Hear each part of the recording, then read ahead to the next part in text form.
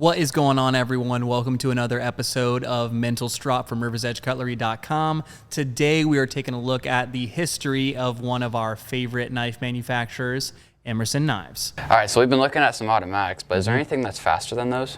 Yeah, so the Emerson wave feature on like this spike clip particularly is going to be pretty darn quick, especially when you're waving out of the pocket. Huh, that's pretty cool. Tell me a little bit more about that. Yep, so the concept, and again, it's from Emerson Knives, that hook or that wave on the blade is going to catch the inside of your pocket right at the seam when you're pulling it out and deploys the blade automatically.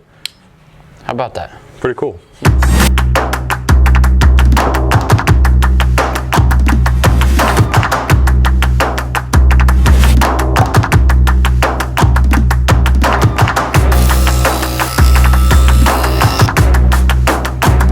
While the history of Emerson Knives as a large-scale production knife company begins in 1996, Ernest and Mary Emerson have been into bladecraft and martial arts for long before that.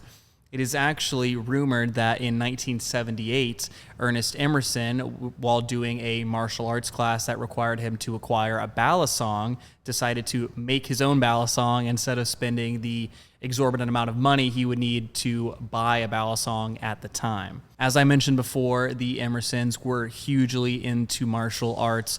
Both Ernest and Mary Emerson were both into martial arts long before they began their journey into production knives. After the production of that early 1978 balisong that Ernest Emerson made for himself, another student asked for one to be produced for him, and since then, Ernest Emerson has been producing custom knives for customers in the military as well as the collector market. In 1996, Ernest and Mary Emerson decided to move into a higher production level where they could provide knives for the military, law enforcement, as well as hobbyists and collectors on a much larger scale. These first production models included the Spec War as well as the Raven. Both of these exhibited nested liner locks as well as Creighton and other G10 style materials, and Ernest Emerson is actually widely credited with introducing G10 into a wider use in the knife world. One of the most common and popular models from Emerson is the CQC 7 series.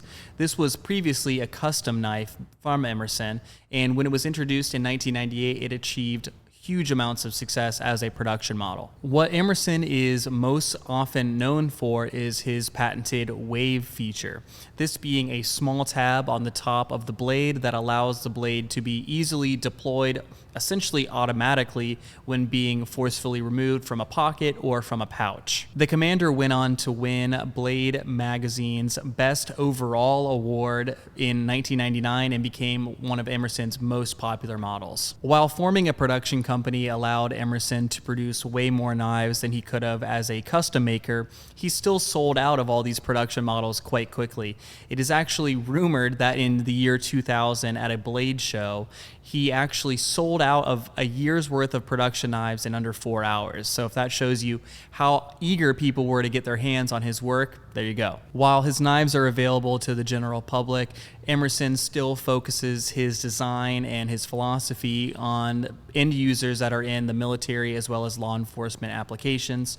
And one of his knives that had been carried on the Osama bin Laden raid sold in 2014 for $35,000 at a charity auction. In addition to producing their own knives in California, Emerson Knives has also collaborated with huge companies such as Kershaw, Zero Tolerance, Benchmade, ProTech, and the list goes on and on and on. So if you have your eye on one of Emerson's designs, you can often find it produced by another company. So guys, that is a not so deep dive into the history of Ernest Emerson and Emerson Knives, one of the most influential designers, manufacturers in the knife world currently. If you have any suggestions for topics for future episodes of Mental Strop from riversedgecutlery.com, leave them down below. If you have any questions, leave them down below. We'll be sure to get back to you guys. And also, if you learned something today, make sure to like and subscribe. It really helps us out. Guys, this has been Evan from riversedgecutlery.com. I'll catch you guys on the next episode.